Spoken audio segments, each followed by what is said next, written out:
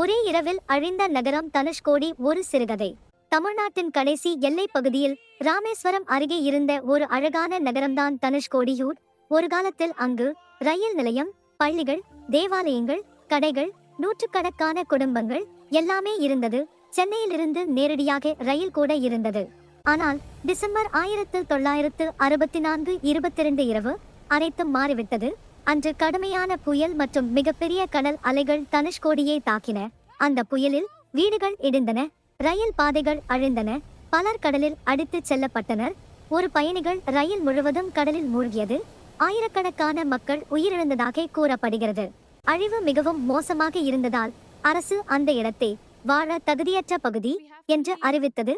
அதன் பிறகு மக்கள் அனைவரும் அந்த ஊரை விட்டு வெளியேறினர். இன்று அங்கே இருப்பது உடைந்த கட்டிடங்கள், பழைய தேவாலய சுவர்கள், இடிந்த ரயில் நிலையம், அமைதியான வெறிச்சோடிய தெருக்கள்.